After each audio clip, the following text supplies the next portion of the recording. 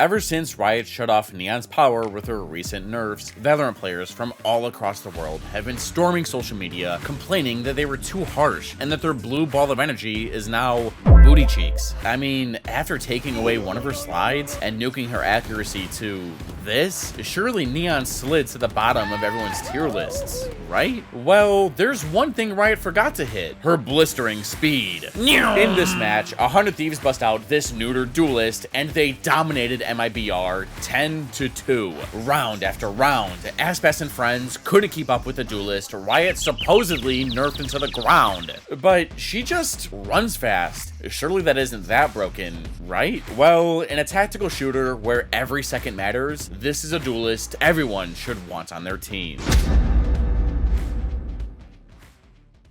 MIBR's comp is mean. From top to bottom, their lineup just looks like it's about to shake you down and steal all your map control. The fault line, guided salvos, a grenade, paranoia, replace Killjoy with a deadlock or sage, and I'd be pissing my pants. Every round, MIBR can just point and click on whatever part of the map they want, and it's theirs. But there's one agent, one hero of this story that can make it out alive past this utility bombardment just by going for a jog, and that's Neon.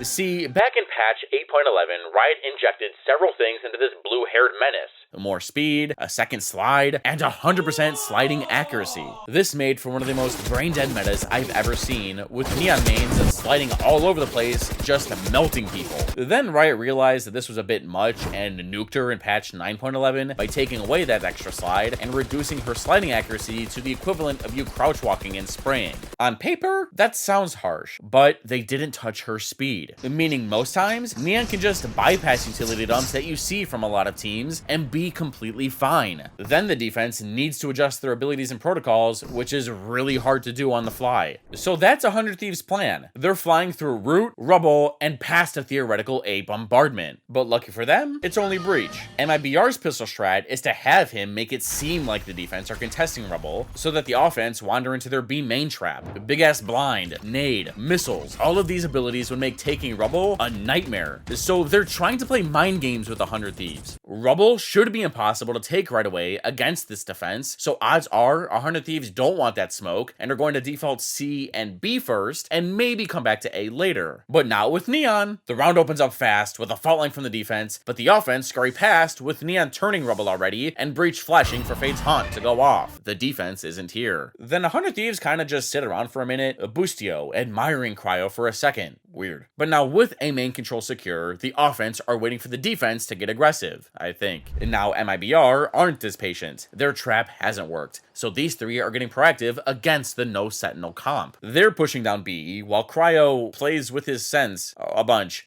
Dude, MIBR are headed your way. Now is not the time to change your sense. Almost a trap because you do see EU here holding the angle, he's holding the flank. It's just one gun, but there are plenty more behind it. Outplus is the first swing. They don't realize there's more behind that. Argentine lights up the kill feed. 3 on the round already. And now that it's a 4 versus 2, 100 Thieves just run it down into A and get dookied on. Warning: the following film contains neon smurfing that some viewers may find disturbing. Viewer discretion is advised. And if you want to learn how to play Neon at a disgusting level, then check out Temet and I's brand new Neon Breach Fractured Duos playbook. That's right, me and the best Radiant Neon main in the world have teamed up to create a special playbook that will carry you and a buddy in ranked. In this, Temet and I walk you through each step of 16 unique plays that are guaranteed to win you rounds. It's like we're both coaching you during your games. So if you want to play Neon like the best, then click my link in the description. Now, since this is separate from my Patreon, it is its own product, but if you like it, then I have a ton of similar playbooks that cover every map in the game. So check out the link in the top comments and become a brain bud today to unlock my collection of Duos playbooks and many other benefits, like having your name featured in these breakdowns. Wait, huh? Why are we on pissed around again? Let's rewind the footage. Oh, I see. So apparently 100 Thieves were having technical difficulties and we are rolling back the round. But I kind of wish Riot stepped in sooner. I think 100 Thieves were trying to say something. You tell me how you would have handled this down in the comments. Whatever. Both teams are running it back with the same game plans. But because MIBR flanked so hard last round, Do they do it again? I mean, the offense are going to expect it this time, so now it's not that great. Meaning that this tech pause kind of gave them a ghostly sentinel. And now both teams open the round the same as the first time. 100 Thieves get out easy, and my BR's trap doesn't snag anyone. But because A's been quiet, like last round, 100 Thieves punch it in a tree without using a lot of their utility. Now here's the thing. MIBR aren't on A. Now here's the issue. 1, the defense could be flanking hard again, or 2, they're just playing full retake. But if the second is true, that means 100 Thieves are about to get blown up by this bully comp and all their utility. So to combat this, all of 100 Thieves push up into aggressive positions. Neon stuns, and Xander flashes for them to get up the rope and behind their one-way. With Asuna waiting on the wings, you see again more of that utility coming through. Asuna getting 2. Almost replicating Artzine's performance in the previous round. 100 Thieves did great to counter MIBR's arsenal of utility, and now MIBR can't push heaven with this one-way, so the defense are forced to all trudge through stairs and through one choke point. I know we talked a lot about the other players on the team, but when he's in the server, his mechanical skill is so good. It's NZR getting 2. Yeah, his mechanical skill is no good there. Nosler with too many targets to choose from, not enough bullets to deliver him, and the pistol goes the way of 100 Thieves. No, even picked up the kill on the Asuna. MIBR got farmed by Neon and her Stinger on the anti-eco, but now it's the first full buy, and 100 Thieves' plan is to start investing into Breach's Rolling Thunder by defaulting Mound to grab the attacker-sided orb in their 3-1-1, while the defense want to nuke Rubble and leave one person to spot this lane so the rest can stack other parts of the map in their 1-1-3. The round opens up, and MIBR do all of this to Rubble. Yeah, and they were holding back too. But with 2 controllers, 100 Thieves can make holding onto the space a pain in the ass. Cryo has placed a ruse to disrupt this sightline, and it's not like MIBR can play past it. Without a typical Viper in her toxic screen, a defender doesn't have cover to retreat back to get out in case 100 Thieves come back and re-clear this area. So while the defense investigate the smoke, the offense have taken Mound with their own fault line, Prowler, and Dark cover. Boostio grabs an orb, and back on A, Artzin has used his spider to clear out Clove smoke and has allowed Aspas to feel safe about this area, at least for a few seconds. But after securing Mound and the orb, 100 Thieves' plan is to slam C with Cryo Smoke, creating question marks in this area and making it hard to hold. I think Aspas takes a few jump spots, eventually burns his boombot, and Teo doesn't feel safe leaving Aspas by himself with the potential for lurks to be here. But while they're concerned with the smoke, the offense are prepping their execute. In Neon peak sight, the attackers walk up and trigger the alarm bot, which forces out a Paranoia and Fault Line to stall the attack. But with her overdrive active, that's not stopping Asuna. That piece of utility being one of them. The stun from Nosler. Got a little bit more help. Asuna has popped the ult. Again, you see the stuns coming through. The finger guns out. It's by committee as 100 Thieves crack the site wide open, get everything they want, and then Asuna suplexed MIBR from the top rope. After being stalled initially, 100 Thieves did great at reigniting their hit. EU haunted backside. Asuna burned a slide to clear close alongside a Prowler, but then activated his overdrive, knowing the defense were going to be in here. And then he did parkour all over site. And by the way, Riot nerfed this ult, and look what it did. I'm telling you, Neon is still nuts, and she just trampled all over MIBR. Let's get ready to rumble! You got the fault line set up. Immediately used. It's fire against fire. And again, it seems to be going the way of 100 Thieves. Asuna settling the shots for a second kill. They have to give the space up. Both teams just slammed into each other in a fight for Rubble. MIBR even accounted for the way Neon would path with this angled fault line and then salvos for Rubble. But she's too fast. Neon's wall provides her cover to get out to a switch and make space for her team. The rest of them were locked behind Root, even Omen. But that's the beauty of being an initiator. Because from back here, Breach flashed for Fate's Haunt again, which scanned 3 defenders. EU took down Omen, who made it to top Rubble, and 10 seconds in, we're at a 3 versus 5. Do MIBR go for it? Their money's in the trash, and if they lose, they have to eco. Well, with every smoke choked off, the remaining defenders walk through stairs as Killjoy is taking her sweet-ass time, and MIBR start looking for kills. Into this round, it's a 5v3. Cortesia, he's so far away right now. And Cryo's gonna pick off Artzine. And that's 1 kill found on EU. 2 versus 3. Breach now has his Rolling Thunder, and he knows the offense are grouped on site. Whoa. Really low. What in the world is this? They're fully committing onto all this. They're investing as heavily as they can, and it might just work out. He's got a stick. Lucio still playing backside. He's going to get first. And Nas with just a sitting duck on the swing. He's going to get the kill. Is he going to be able to get the defuse? Austin is on the swing. He drops him. Oh, an ill-advised investment.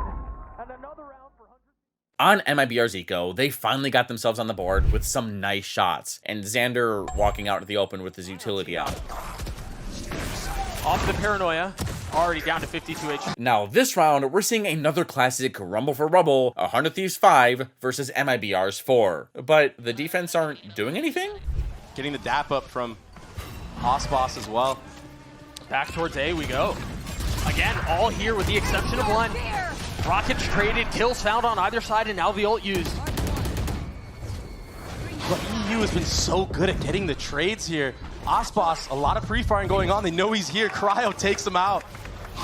During the buy phase, MIBR had a quick conference call that went like this. Hey, look, Neon is too fast and we can't stop her, so let's just let 100 Thieves have the space and use all their utility, but after that, we retake it right back. Which is what they did. A Paranoia for one lane, missiles for Switch and the swing out, I think a fault line for Root, and a showstopper to top it all off. The only issue is that Neon sprint out to Switch last time 100 Thieves did their Rubble take, but this time she's gotten closer and MIBR didn't expect it, so the defenders lost this fight for Rubble, despite all of this utility and coming from 3 different angles: door, main, and secret. 20 seconds in, and it's a 2 versus 4, and Nazar is MIBR's last hope. The 2 remaining members of MIBR are going to get chased all the way into the site, all the way out of this round.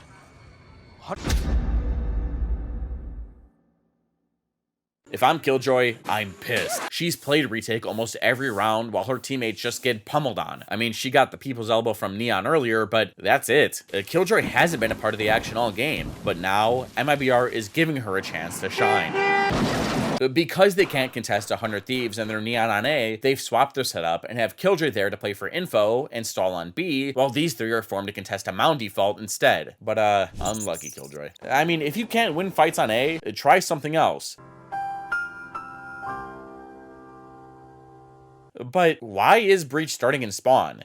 Jiggling stairs. Go help your team and let Killjoy do this. Go fight Mound with your Omen, who for some reason only has a Sheriff. This is all I got. Did you get richer? This is very tough. Cryo can be an entry now that he has that Glove ultimate. That's a good sign. Austin on the dash with a satchel in his face. He does not give a damn.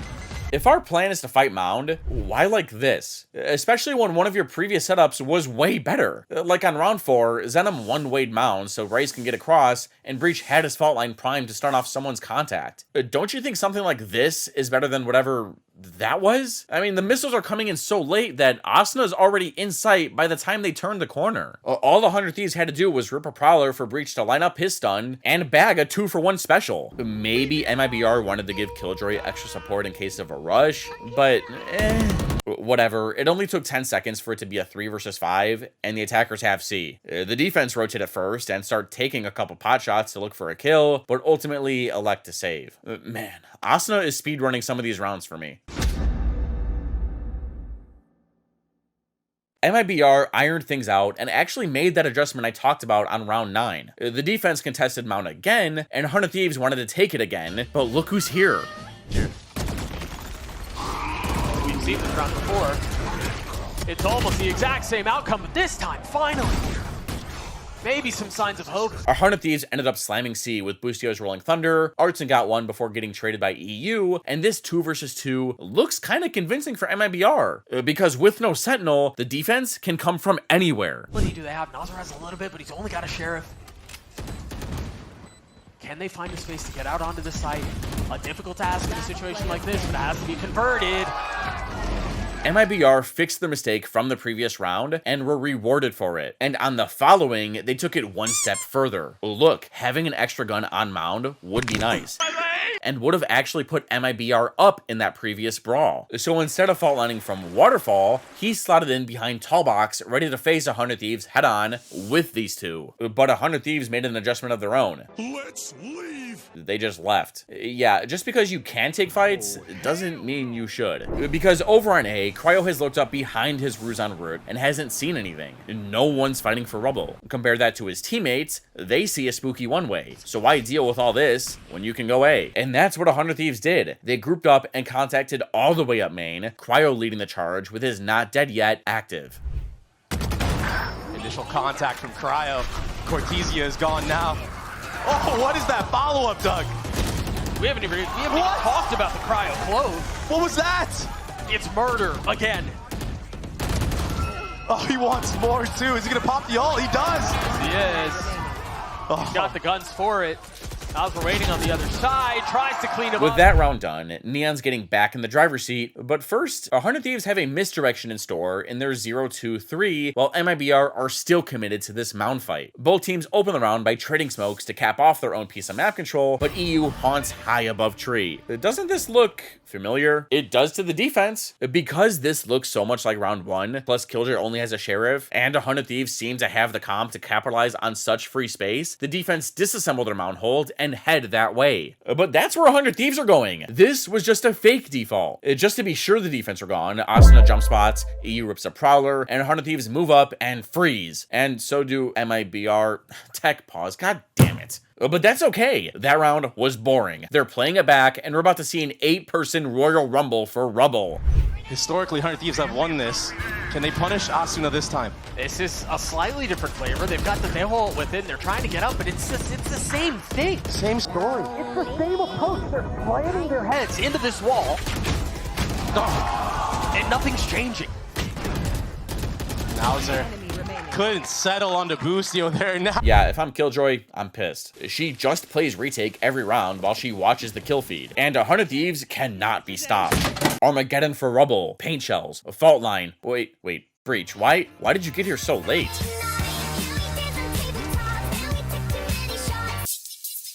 This fault line was redundant and didn't stop the offense, who got out behind their fast lane, flash haunt combo, and own fault line.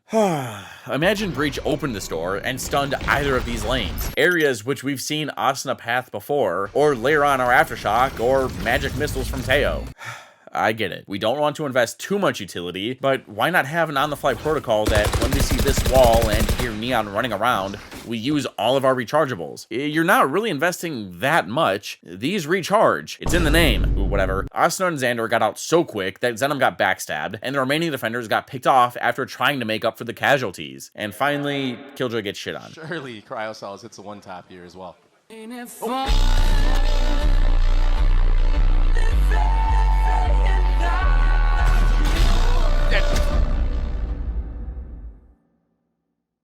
Our 100 Thieves have so much money that they're able to afford some extra toys and form a game plan around them. They're sitting back and allowing MIBR to take what they want, showing their hand in the process, while the 100 Thieves pepper them with chip damage or get a kill with their new op and Odin. Now the defense are tired of being pushed around, bullied, and spat on.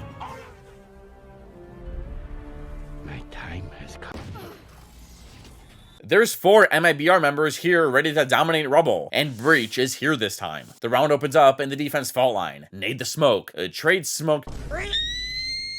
Killjoy ties 5 seconds into the round to the op. God, I cannot imagine he's happy. Now, this sudden death has caused a huge shift in the defense as all of Killjoy's bots are down. There's now a lot of map to watch. Teo stays back to solo A and later does laps around Rubble with his spider drone to clear it out. Now, the defense are kind of in an awkward spot. With subpar weapons and no sentinel, they kind of just have to gamble. But with Teo so far back on A, he can call over rotates as soon as he's spotted something. And Raze can stall B with her showstopper, so MIBR elect to stack C. Now, what have 100 Thieves done? Well, since the defense are so down bad, the offense are expecting them to peek and make a play. Neon holding C, Omen and Breach are in a high-low holding B, and these two watching C, but the defense aren't budging. And the only utility 100 Thieves have burned since the first kill was their haunt to clear Mound, and then a Prowler to clear close. Now, since neither of those got shot, the offense are assuming the defense are just pushed back and spawn, and decide to group up on Mound, feed Fade the last ult point she needs for her Nightfall, and run it down C. Played very pacey, they've played very aggressive, they've played in your face, they've also,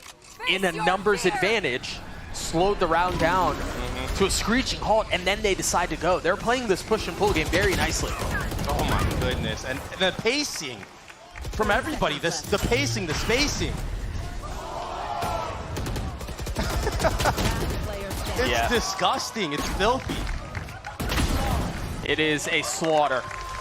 Xenom did good to stop the initial hit by blinding against the Nightfall and repositioning into this corner. The offense might have thought he was still back there, but a well-built Neon comp takes what it wants. A Hardened Thief's second wave of utility was even more potent. Paranoia, Neon Stun, Breach Kaboom, and Flash, and Asuna basically just appeared in front of Omen. Look at how fast she got here. How do you kill this? Aspas tried to stop the bleeding with the Showstopper, but Asuna wouldn't stop moving, and even Boostio started getting jiggy with it. Like, after watching this game, how do you still think Neon isn't nuts? Please, play her in ranked and you'll farm, especially on Haven. She's even better on this map in this video here.